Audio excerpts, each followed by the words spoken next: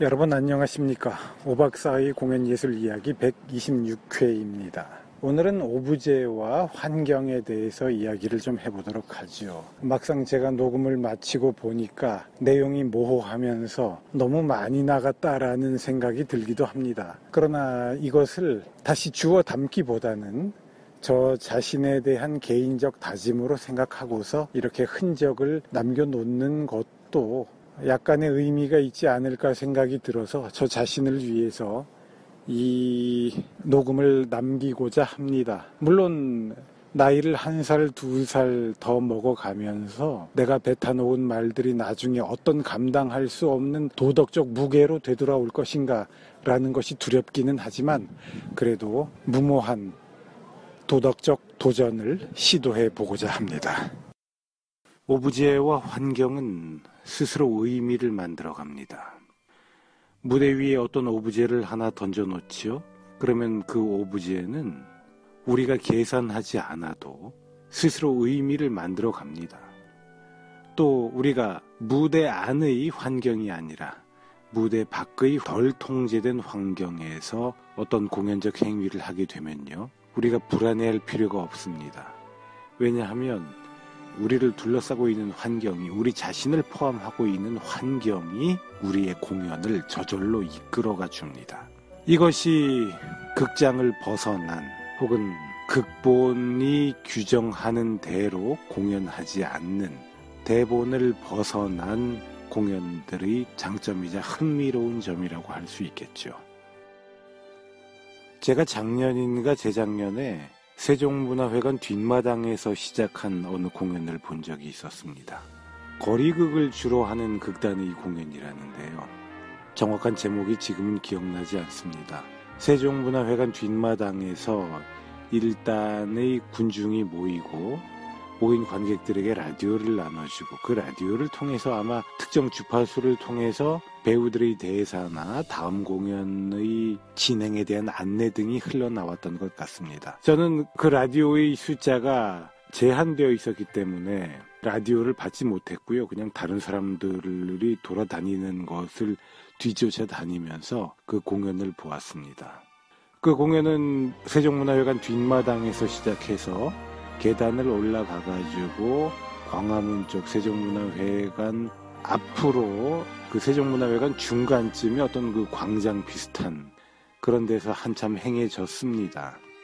그러는 가운데 배우들이 어떤 구호를 외치기도 하고 종이 같은 전단을 뿌리기도 하고 어디서 저쪽 건물의 발코니 같은 데 올라가서 뭐를 액체 같은 것을 뿌리기도 하고 여러 가지를 했는데요. 그것들 모두 그렇게 저에게 인상적이지는 않았습니다.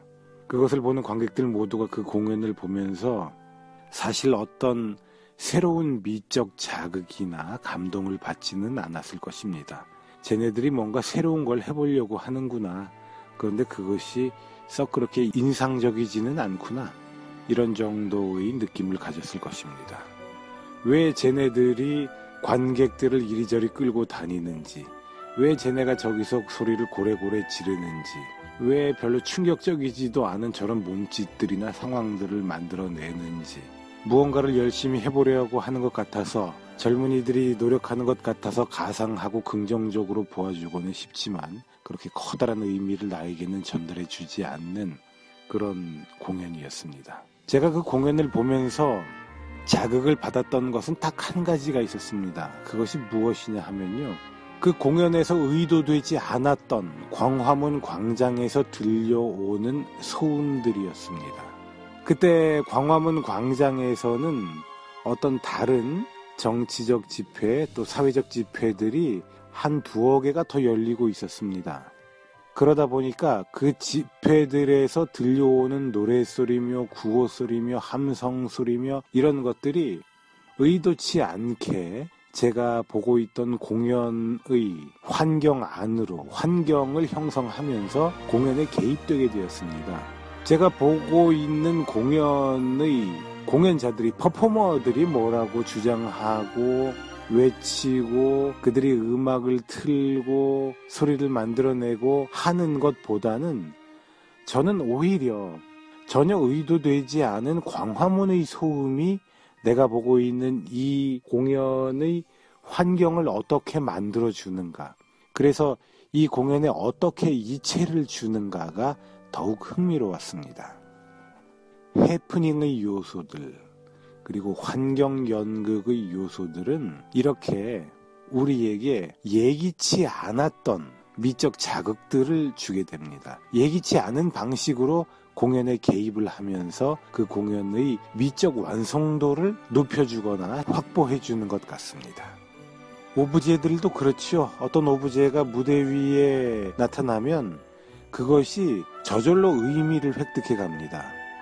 그 공연의 주체들이 오브제에 대하여 어떤 의도를 가졌건 간에 관객은 그 오브제가 저절로 발산하고 저절로 만들어가는 의미들에 집중하게 되고 주목하게 되고 거기에 매혹되게 됩니다.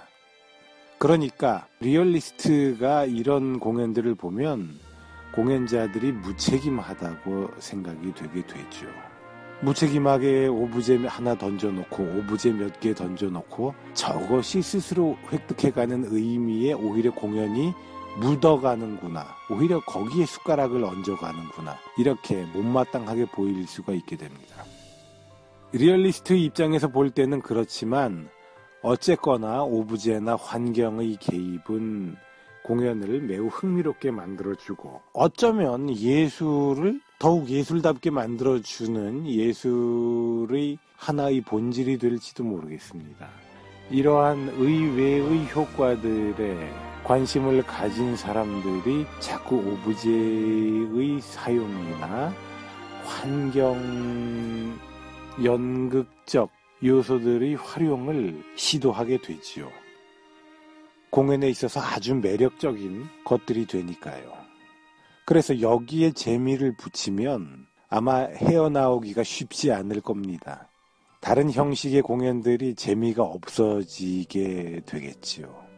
그러니까 극작가가 정해준 그대로를 곧대로 무대에 올리는 식의, 무대에 재현하는 식의 공연은 상당히 재미가 없어질 겁니다. 너무 뻔하거나 너무 제한되어 있다거나 너무 경직되어 있다거나 하는 식으로 느껴질 겁니다.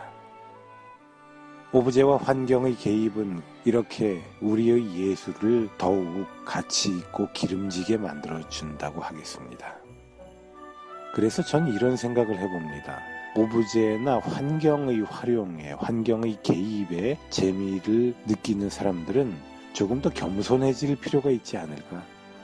나는 오브제에게 많은 것을 의존하고 있습니다. 나는 환경에 많은 것을 의존하고 있습니다. 내가 만드는 예술작품은 나의 것이 아닙니다. 오브제와 환경이 공동 창작한 것입니다. 여러분, 오브제와 환경이 개입해서 저희 예술을 더욱 값지게 만들어주는, 더욱 풍부하게 만들어지는 이러한 저희 공연을 같이 즐겨주시지 않으시겠습니까? 무엇인지는 모르겠지만 오브제와 환경의 도움을 받아서 저는 여러분들과 진솔하게 공감하고 싶습니다. 제가 위대한 예술가로 이름이 나려고 하는 것이 아닙니다. 제가 뜨려고 하는 것이 아닙니다. 저는 이런 식으로 저희 주변의 것들을 사랑하고 우주를 사랑하고 있습니다. 그래서 저희 이런 사랑하는 마음을 여러분들과 함께 공유하고 나누고 싶습니다. 이런 식의 겸손을 가질 수 있지 않을까요? 가져야 하지 않을까요? 가져야만 하지 않을까요? 우연성이란 것은 말 그대로 계산되지 않은 것입니다. 내가 계산하지 않은 것, 그것은 나의 것이 아니죠. 다른 사람의 것이거나 다른 무엇의 소유입니다. 다른 무엇의 작용입니다. 그러니 그것을 나의 작품이라고 주장하기에는 약간 망설여지는 점이 있을 수 있겠죠. 르네상스 이래의 서양 연극은 모든 것을 통제하려고 해왔습니다. 인위적으로 모든 것을 통제해서 그것을 공연자들의 의도에 맞게 완전히 그들의 의도에 따라 통제할 수 있도록 하려고 해왔습니다. 조명이나 각종 무대 기술의 발달은 그러한 환경의 통제를 의도하는 것이죠. 조금 더 바꿔서 말하면 극작가가 제시하는 세계, 우주를 완벽하게 의도대로 구현하겠다. 극작가의 의도대로 완벽하게 구현하겠다라는 생각이 바탕에 작용하고 있었습니다. 그러다가 20세기에 들면 연극에서 프로시니엄 아치 안에서 모든 것을 통제하려는 기도를 포기하게 됐죠. 해프닝의 요소들이 들어오게 되고 해프닝의 요소들이 개입하게 된 것을 리차드 셰크너는 환경연극이라고 불렀습니다. 극장의 환경이라는 것이, 공연의 환경이라는 것이 공연자들이, 공연 주체가 일방적으로 조성해서 강요하는 것이 아니라 공연자들과 관객들이 환경을 공유하게 된다라는 의미에서 그렇게 불렀던 것이지요. 환경도 우리 공연의 일부가 된다라는 의미에서 그렇게 불렀던 것입니다. 해프닝과 환경연극의 요소들은 우리에게 어떤 내러티브를 주는 것이 아니라 어떤 감각적 자료들, 감각적 인상들을 주고 이미지들을 만들어줍니다.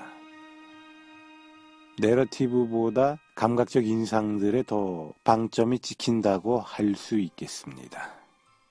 여러분, 제가 이런 이야기를 만들었습니다. 저의 이 이야기에 여러분들이 공감하십니까? 저의 이 이야기를 좋아하십니까? 라고 묻는 공연이 있을 수 있고, 여러분, 제가 오브제와 환경의 도움을 받아서 어떤 이미지들을 만들어 봤습니다.